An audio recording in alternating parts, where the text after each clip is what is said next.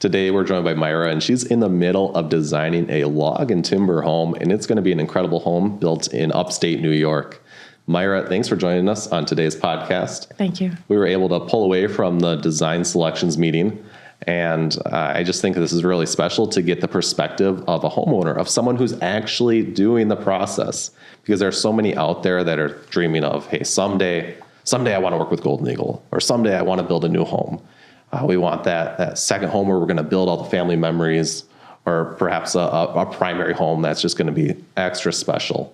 So I think it's just a wonderful opportunity to kind of pick your brain a little bit, see what it's like from your side of the table and your perspective. You're outside of Adirondack State Park. Is that the name of the park? Correct. Yeah. Of course, we all know the Adirondacks. It's hard to believe it's not a national park, frankly. Yeah. Most Just people stunning. think it is. And I think, honestly, we assumed it was until you start reading up more about it. Yeah. Well, let's chat a little bit about the land research process.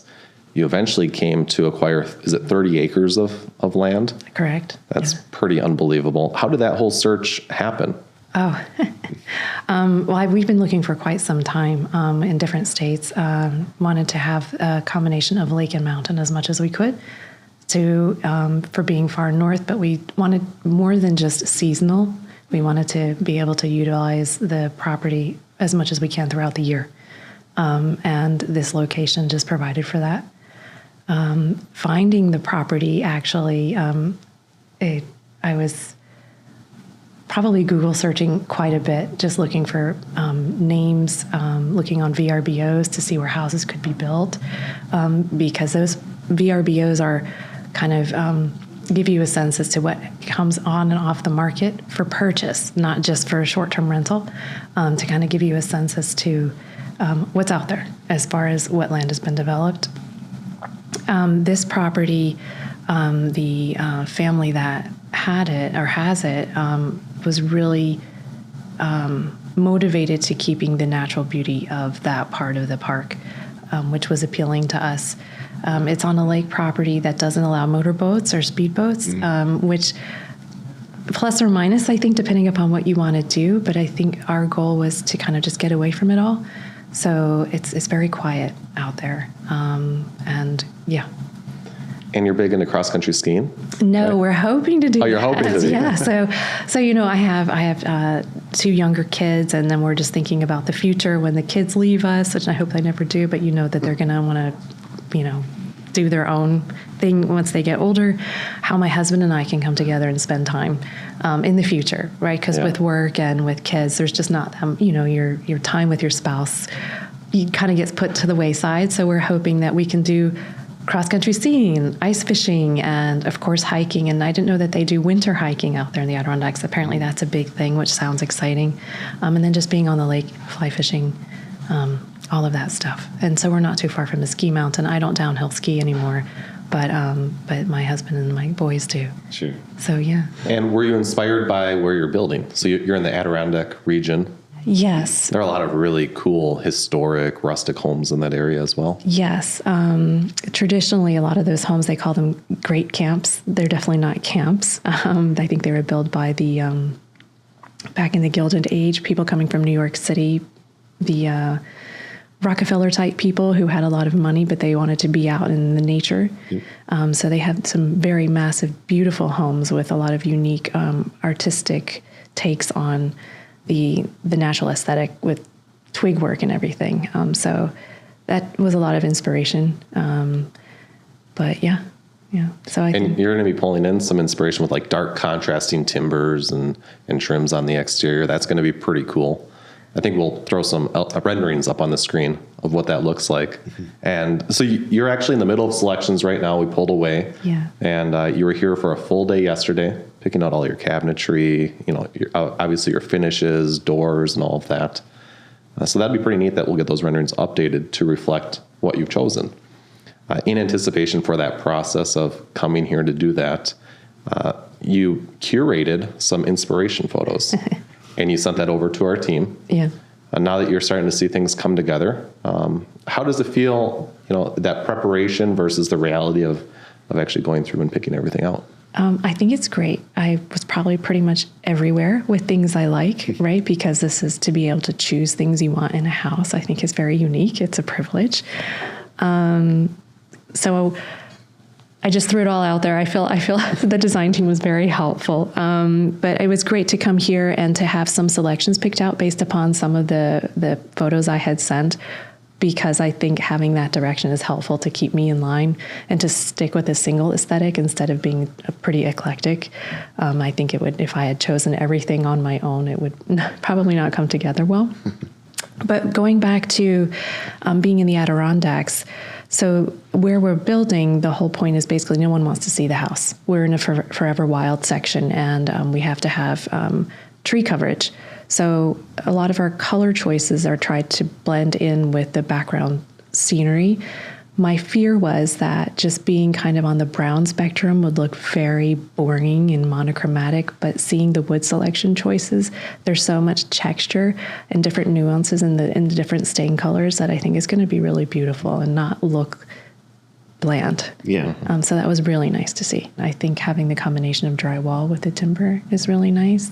Mm-hmm. I think after discussing affordability, the stick frame build gave us more, it was a little more affordable, but also more ability to hide things like HVAC, electric, and not feel tied into the limitations that a true beautiful but more historic timber frame build would have. So we like the stick build approach. And have the combination, right? Because the less visual parts of the house could still be regular traditional stick frame, but the more we can keep that timber frame look. Yeah, absolutely. The great room areas. Yeah, I think you nailed it. Yeah, I mean, most people just want that timber frame look, right? Really don't know how it was traditionally achieved. And while we still do traditional timber framing, structural timber framing, some of those covered porches are going to be structural timbers. I think most people just want that look, the timber frame look. Frankly, maybe don't care how it's achieved, and just want that, like you said, the warmthness of the wood on the interior, and on the exterior too. I mean, you talked about maintenance of the log homes. I mean, we're going to have exterior wood on your home, but the maintenance is certainly going to be reduced. We've got some longer overhangs there. Being that it is a timber sided home, the heavy texture that we're putting on the home, that is really going to make that wood or that timber soak up the stain and really extend the life of that stain on the exterior. So that chunkiness that you can imagine that a full tree was, look is just, I think it's also has that very American kind of feel. Oh, absolutely. I like that. And I think you did some great things with some different textures on the outside too. You got some beautiful stone that you picked out. Yeah. The cedar shakes up on the dormers and some of the gables, I think is really gonna break that up and really make it unique. Give it that curve appeal that certainly deserves. Yeah. Yeah, I'm really excited about the way it's coming together. And the log siding itself that has the texture finish applied to it. The chisel texture. Chisel texture. Chisel, yes, yeah. That's right. Yeah. So that'll be really great too. Just imagine the contrast or the comparison of that compared to smooth. Right. Or like we were talking about this a little bit yesterday, comparing that with like an ordinary manufactured siding product. Yeah. Where you don't have that irregularity. You pointed out many times throughout the last day and a half that you really like when you see the knots in the wood. Yes. So we're doing rustic alder interior doors. They're going to be gorgeous. Yeah. We've got hickory cabinets. It's just going to be a stunning home. And referencing, you said there's going to be a lot of drywall in the interior. So when we do have wood, it's going to draw your attention. It's going to really pop. Then the drywall is going to be a little more of a muted space, not too busy. It allows for that wood to really shine and play a dominant role in the home's aesthetic. And then the drywall is kind of like a support character in my mind, and keeps everything bright and light. Yeah. And honestly, the wood is probably the most beautiful thing in there, so better to look at that than all the other stuff. Were you and your husband, Alexi, on the same page when it came to the style of home that you're looking for? A timber frame home? Yes, we were. Yeah. He's given me a lot of liberty with choosing stuff. That's great. But I think we're very similar in our style. I think we tend to like more historic type fuddy-duddy type, as my sister would call it, I think, aesthetic. But we like that traditional look, but not at the sacrifice of modern amenities. And I think that looking at what Golden Eagle does is I know that the modern look is really on point with what's happening now, and the mountain modern kind of is beautiful. But we want to kind of take a step back from that a little bit. And I think with the timber trusses we chose inside, it brings that kind of beautiful cathedral look. Like you can imagine that maybe these were trusses that were taken from a historic structure and maybe put inside a newer home. So we kind of like that mix, and I feel like the design is going to achieve that. And you have a lot of beautiful timbers throughout the interior of your home. So let's talk about that design process. Here, you and Alexi are over in New Jersey, working with Justin over in Wisconsin, communicating back and forth. So for those who may say that, how are we going to do this if we're not in person? Let's give them an idea of how does that look? Right. And that's actually where I wanted to go next too, is kind of explain that design process. Because you're in one state, building in another state, so that it's not even in the same location where you're living right now. And we're over here in Wisconsin, which is very common. A lot of our clientele is doing what you're doing. So, initially it started with a phone call, and then it turned into emails, and then a number of Zoom meetings. I remember looking back at the notes before you came in. We started with the Boundary Waters plan. I think we moved to a couple different other plans, and then kind of came full circle and ended up on our Boundary Waters plan again, and used that as basically the starting point or the inspiration for your home. And you guys made a lot of great changes to that plan. I'm really looking forward to that kitchen. That kitchen is really going to open up that plan and really give the kitchen that home or that design really deserves, But I'll let you kind of take over. Sorry, I got to answer that question for you a little bit. But how did you like the design process, being that we weren't in person? So I think I reached out to you probably a year to 2 years before we actually started doing anything. Yep. So the whole process, basically shopping online, we were talking about that. Being in New Jersey, everybody Googles, you have to Google stuff, and all these home sites pop up. And so just exhaustively looking at what's out there, what options there are. I can say your website and the way everything is laid out and the information that's there is extremely informative. And I would say that the ease in going through that is continued all the way up until today. It's been very easy. My husband and I work a lot of hours, and I don't want to be bothered with having to choose minutia throughout a whole design process. We were talking earlier that just getting a master bath remodeled, and it's a small space, but trim color and faucet types, and does the faucet match the doorknob, and then do you want this color white versus that color white? And I don't want to have to deal with all of those questions peppered throughout the work process. I understand that's important to be able to answer those so you get what you want, but I would find that contractors also were waiting on me to make a choice if I couldn't get to it for that day or the day after. So the ease of doing that is great, but throughout all that process and speaking with other builder suppliers, I don't know what the technical term would be for what you guys do. I don't even know that there's like a specific word, because I think you have a pretty unique product approach. Yep. Brought me back to you. And then after we purchased the property, speaking with a few contractors in the area, I think most of the contractors said they were nervous about dealing with a company based in Wisconsin because they wouldn't necessarily have control over getting the supply. And maybe some of that was came out of COVID, because I think they had a difficulty. So if they were using local suppliers, then maybe they had a little bit more control over that. But after our contractor spoke with you on the phone, I think for him, he called me immediately afterward, and he's like, I think we can do this. This sounds really great. So I know that wasn't quite a design process, but for me, I think that was an important pathway to go through. And then coming in here today, I'll go home and feel like, okay, great. Yeah, like we've made a lot of choices. That takes a lot of stuff off of my plate. And I think it's going to look great. Absolutely.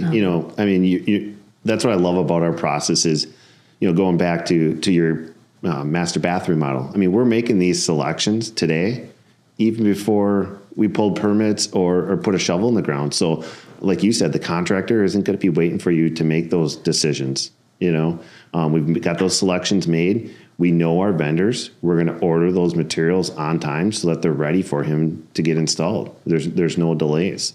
And then getting back to the design process a little bit, yeah, I mean, being working through Zoom, screen sharing, it's almost like we're sitting at the table today, going over those plans and marking them up. And I thought it went really well. Yeah, it did. It was very easy, and thank you. And Justin, I mean, so you have an idea. You're like, oh, I got to get this idea off my head. I'm just going to send an email, but you would answer it like at crazy hours of the day.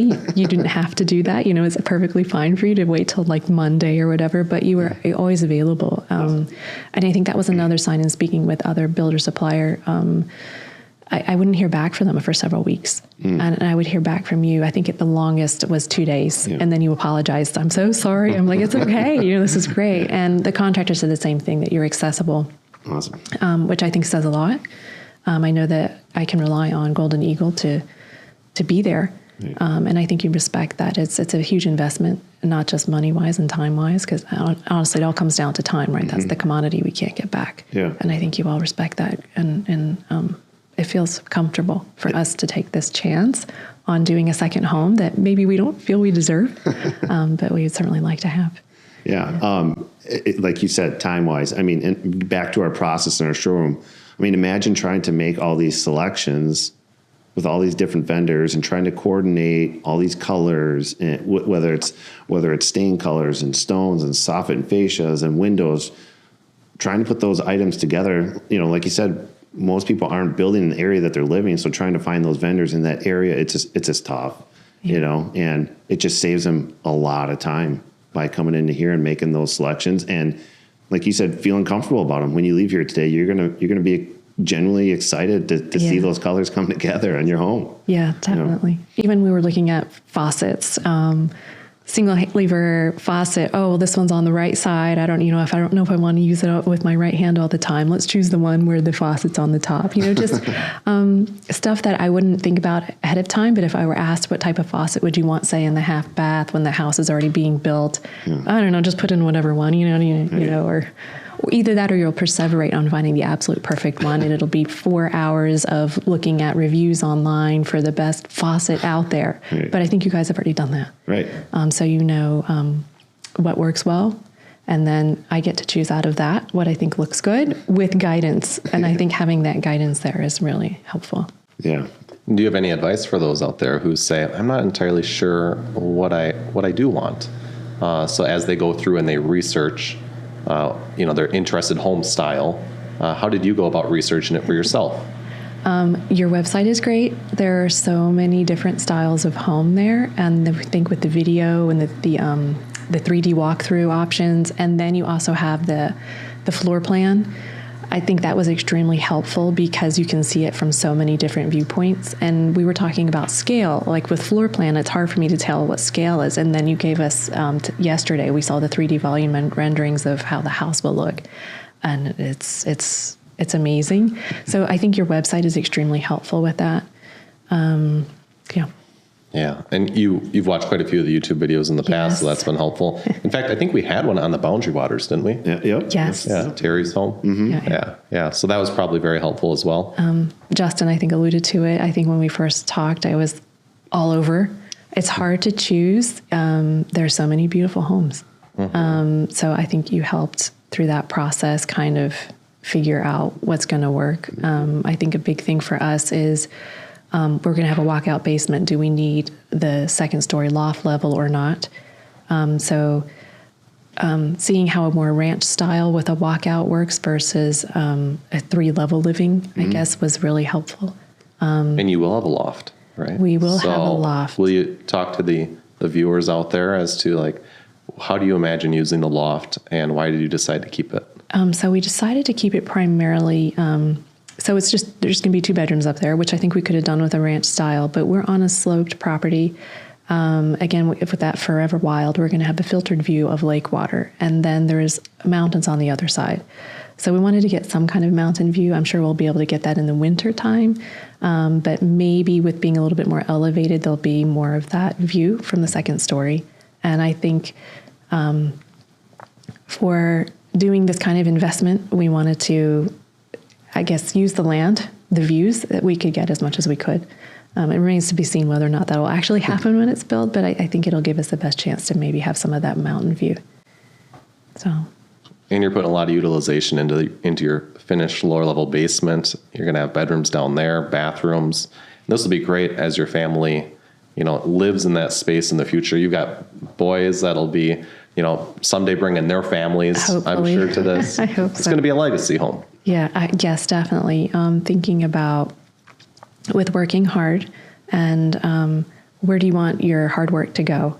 Certainly, I think there's something to be said about making sure you save for retirement.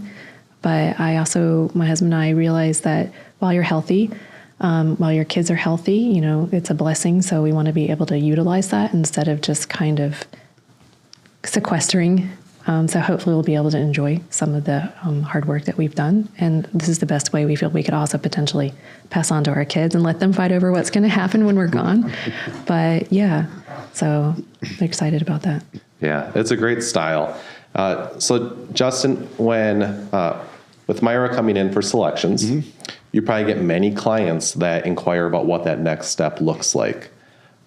We talked a little bit about the plan design and how that evolves. You work remotely.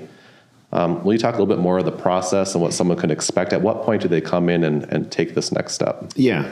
Typically, we're going to start with a preliminary plan, a preliminary design, and they're very involved. I mean, preliminary plans probably isn't the right term for it because we have 9 to 10 pages of, floor plans and elevations and isometrics and room finish schedules, and then interior renderings as well. So they're very, very detailed plans. Probably what you'd most commonly see as final plans from other companies or general contractors or building supply companies. So preliminary plans is really the first step. So then we have a design that we can base a preliminary proposal on. So once we have a set of plans done, we know where you're building, we've made all these great changes and enhancements to the plan, we run a preliminary proposal. Typically, most contractors will put together preliminary numbers as well, knowing that we still have some engineering to come. It might change a little bit, but at least give you a good gauge of what direction that the pricing is going on the home. And then that's when we like to invite you to come in and do your selections and make those final details. So a preliminary proposal is going to have some allowances. We're going to build in some allowances. But then after you make your selections, we're going to take those allowances out and actually insert what you've actually selected. So then you have a final contract. And really, that's your cost from Golden Eagle, unless you make some changes down the road. But it really takes that stress out of the building process. Like, what is this really going to cost me in the end? Or what are my cabinets going to cost after I start construction, or my interior doors? And, all those stressful decisions are made ahead of time, like I described earlier, even before you start construction. So really preliminary plans, preliminary proposals, selections, and then we can develop a final contract. At that same time, after we're done with selections, we'll have you sign off on the plans, make sure there's no more structural changes, and then we'll start the actual engineering of the plans. So those plans, now that are, say, 10 pages long, probably get 25, 30 pages long of more details, floor and truss layouts, tall wall layouts, engineering of those tall walls and braced walls. So even more detail comes with those final construction documents. I mean, you lift those final construction documents, you got a good feeling that home is structurally sound. There's some work being put into that design and engineering. Contractors love our final construction plans and documents. And why do you think that is? We just have so much detail there. There's no question marks like, how is this coming together? How are these trusses put in and installed, and make sure that they're, that the roof trusses support it? Where are the cabinets going? How are these going to fit around with the trim work? Are my window doors and jambs extended properly for the wall finishes that we have? We got a room finish schedule right there explaining where all the wall finishes go, ceiling finishes, and even floor finishes. So they're probably a little overwhelmed when they get those final construction documents.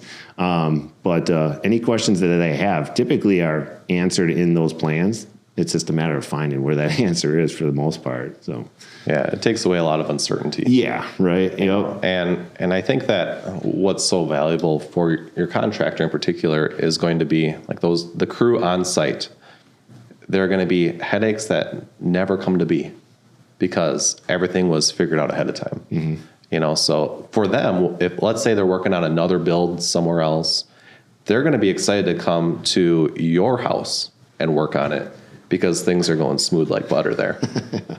Things are like, it's not like, oh, what are we going to encounter today or how are we going to fix that? Mm-hmm. And so for us, I think like that foresight of what we put in ahead of time, even you guys picking out things before the house is even built, it just helps everything go so much smoother. Absolutely. So we're eliminating a lot of unpredictability for the on-site crew.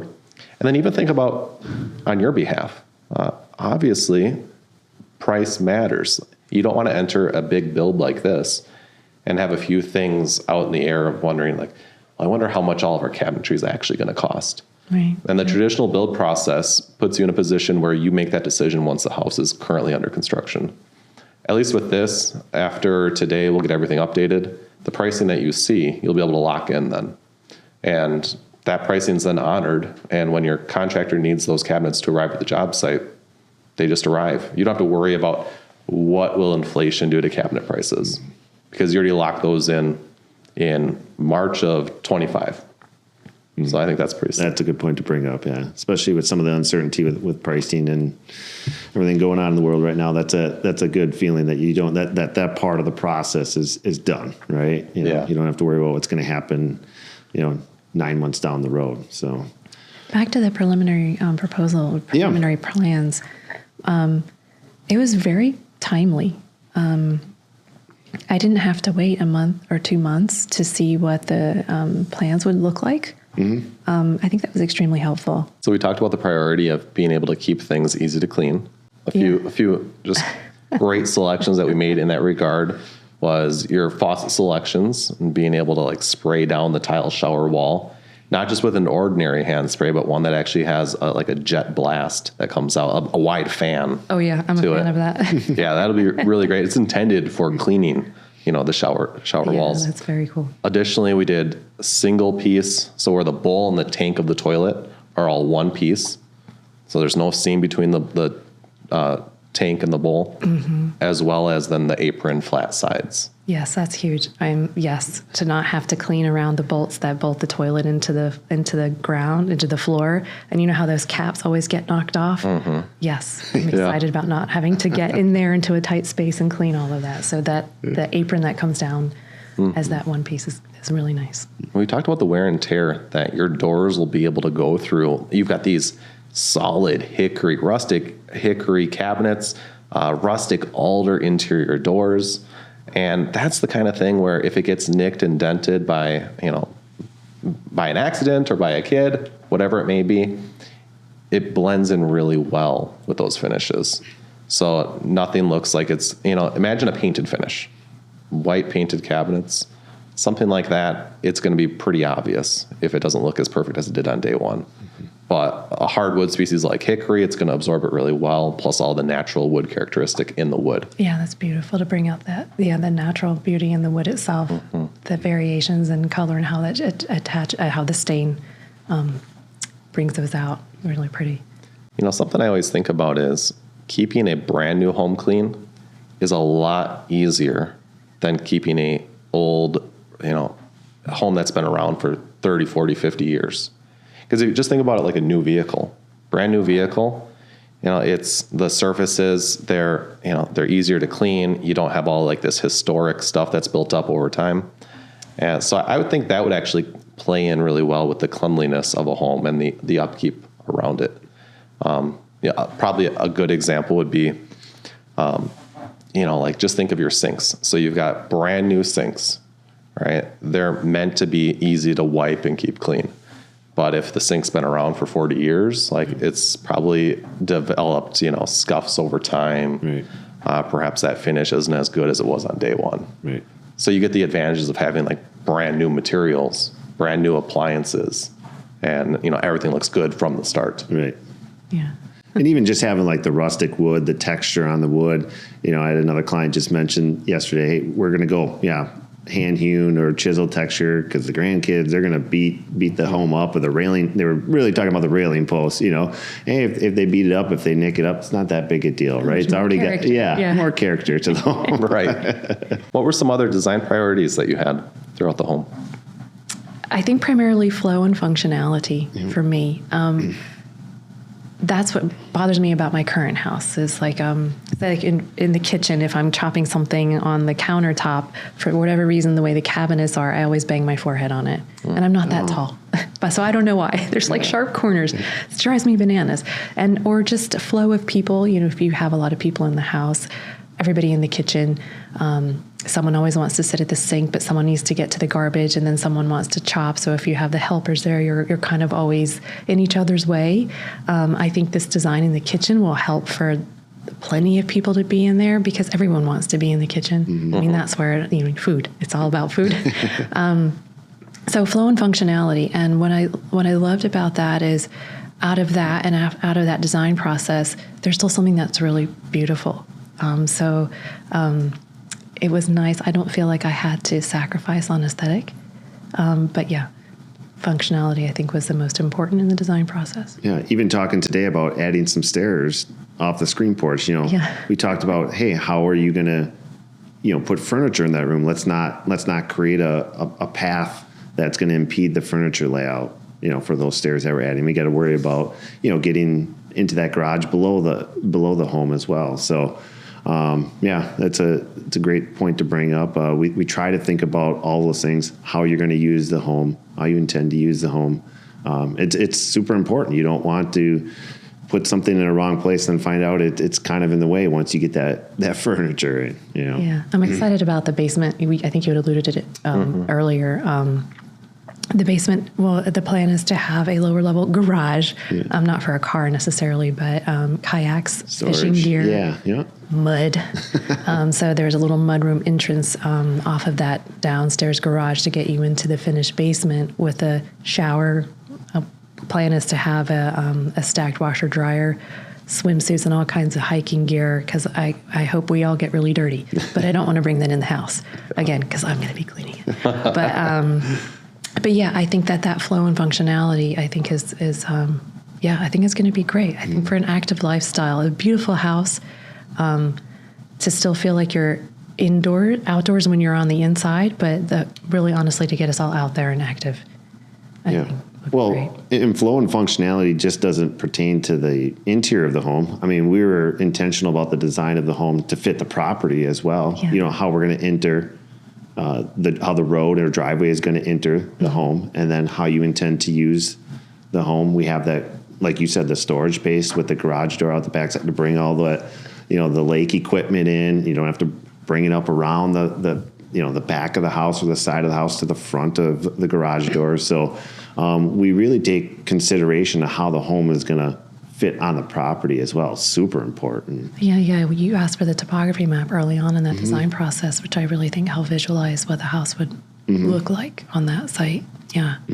Yeah, and then we saw that was the first time I saw the exterior renderings. It was when you came here yesterday. We were all like, "Wow, that's pretty awesome, right?" It looks so nice. It really does. Yeah. And then the interior renderings, getting a sense as how the windows are going to be. That was breathtaking. To get a better idea of scale. Again, looking at a plan, it's hard to understand what it will really look like. Also, looking at the front door sizing yesterday, 8-foot front door, that's massive. Yeah, 3.5 feet wide. Yeah, it's pretty cool. Yeah, it is very cool. We got one in the showroom that, you know, I asked you to stand right in front of because not until you're actually in front of a door that big do you realize, I mean, this is huge. Yeah. Now, you do have 8-foot tall doors in your home. You also have a mixture of normal height doors in other areas that are less of the common spaces, like closets that are connected into a mudroom. But I think it's really impressive to have those 8-foot tall doors in the larger great room kitchen space because you've got these extra tall ceilings, those huge ceiling vaults, and all this beautiful timber work. It's also where you're spending a lot of time. And additionally, those are, you know, perhaps doorways that are oftentimes kept more open. Right. You know, those aren't doors that are closed away. So it gives you more opportunity to bring light overflowing from one room into another and allowing your eye to really be drawn through. Yep. We talk a lot about door sizing, probably more than anybody else does. You know, I mean, as far as we did make some smaller doors. You know, 3-foot doors are nice to have when you're going through doors, you know, into bedrooms, into usable spaces, but maybe into like a pantry door or the water closet. We did kind of make those doors just slightly smaller to make the design fit, you know, to make the pantry that now we got L-shaped shelving in that pantry, or now we can get the, you know, we kind of made that adjustment to the master bath, that walk-in closet or the water closet in the master bath, just by making that door just a little bit smaller. The trim work we made just a hair smaller, but it made the design fit then, right? Which was more important. Yeah, a pet peeve of mine is when people say, I got to have 3-foot doors everywhere. Well, I understand you're thinking accessibility, but you wouldn't be able to get a wheelchair into that pantry anyway. Right, yeah. You know, if it's a shallow pantry. You know, it's just one of those reach-in situations. Yeah. And I think a lot of people do underestimate that a 2.8 door is actually a fairly good size. You know, so, but clearly, yes, we try to prioritize 3 feet, 3-foot openings for your main spaces. And whenever we're thinking accessibility. But it doesn't mean that you always got to be that big. Right. Absolutely. Yeah. And thinking also, I mean, the wood doors that are here, they look like furniture. They're beautiful. They're showpieces, you know. And I think it's important. The things that we're not going to be replacing on the home. Once this is built, I just know we're not going to put in the effort to go in and, okay, now let's get the nice fancy wood doors that we always wanted, or I think for my husband and I, in choosing what we want, is we want to invest in the permanent fixtures that are going to be in the house, and that would be the wood elements. Those timber trusses, those doors, they're gorgeous. They're beautiful. Yeah, they are. These are very impressive doors that we offer here at Golden Eagle. We know that, you know, a selection like your cabinetry and your interior doors, that millwork, even like your windows, those are the statement pieces in homes. To me, I think like you can't even offer a lower quality because it doesn't fit into the caliber of the home that it is. It would just be a shame. So we like to assume, like when we do our allowances, when we put together these suggestions for what are good available options, we would feel terrible to offer you something that just was of low quality. So that's why I think so many people are impressed by the interior doors that we have here, the cabinetry selections. And when you start to see it all come together, you'll hear comments from subcontractors and contractors on site where they're impressed not only with those finished materials, but even the quality of the 2x4s, the 2x6s, 2x8s. You know, all the lumber that ends up getting hidden anyway that you don't even see. Absolutely. Those guys comment like, wow, I can't believe the quality of material that gets sent out here. Absolutely. I mean, we feel we're gonna be ahead, you know, time and money wise if we send a good quality product out right from the beginning. Doesn't say anything by having to go and you know, replace some crooked 2x4s or whatever it is. We just want to send the good stuff out right away. Yeah. Great. What a different perspective compared to, you know, when you think of spec homes that get built with the intention of a contractor selling it after it's done. Right. You know, it's never a home that they're going to live in, or it's never intentional for a certain family in mind. Additionally, you know, a lot of entry-level housing that seems to really boom in metropolitan areas. You know, we see that in Madison, Wisconsin, for example. Farm fields become just like these big subdivisions, a ton of new housing under construction. But when you look at it, a lot of things look the same. And you come to understand there are actually pretty few options that went into that home being built. And that it had to do with really like the value of what was chosen in regards to like, all right, you know, they're never even going to really see the floor system anyway. So like we can kind of like do some better value for the build, we call it. We don't care if the posts are in the basement. They'll finish it later or whatever. It's just it's a different caliber of home that we're building, right? We're building legacy homes here. Absolutely. I really think that we pay attention to the fact that like we don't want you someday, a year from it being built, to be in your living room on the couch looking at something and saying, why didn't anyone tell me to do that differently? Or like, why did they do it that way? I really don't want that ever to happen. Yeah. So there's so much, emotional care that we have over things being done the right way for you. And I think that's just like the empathetic position that we come from, where like, hey, that's what we'd want for ourselves. So we want to be able to translate that to your build as well. Yeah, I would say the quality materials we looked at today, I think most of us would think that you would only see those in homes built, say, in the 1920s, 1930s, to have the solid wood doors and the trim of that caliber. You don't see them really in the modern build. So I can see that 50, 70 years, hopefully, that when my kids or grandkids have this home, that they're going to still see value in those selections that we made yesterday, because, again, they're quality pieces. There's something to be said about homes that were built in, let's say, the 20s, like the craftsmen that were on those jobs and the quality of materials.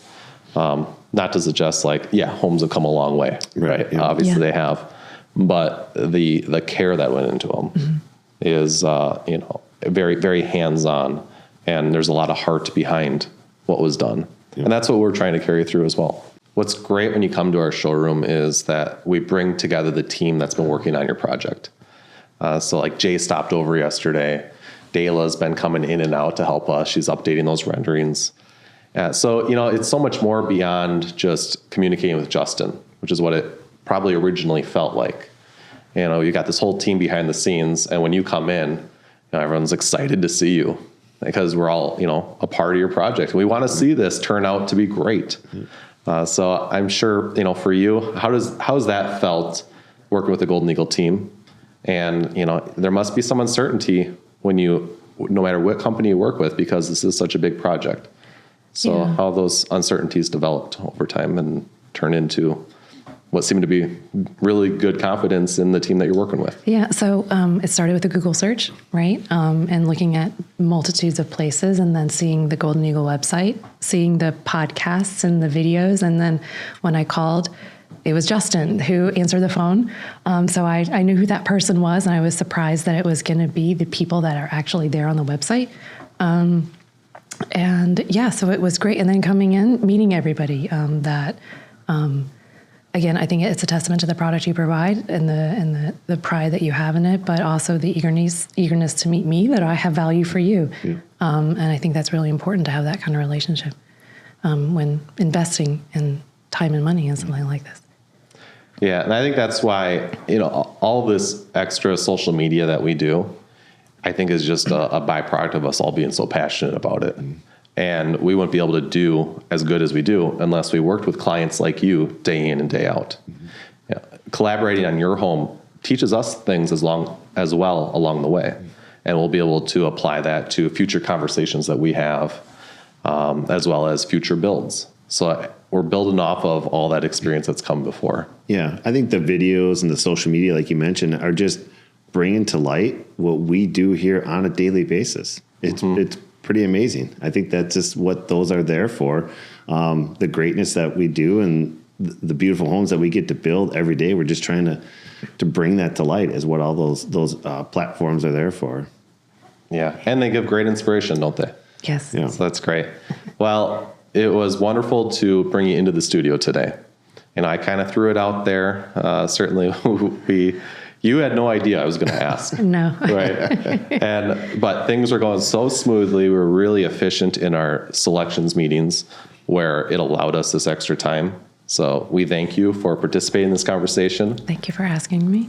And we hope it's very helpful to those out there that are thinking of building a new home, a log and timber home.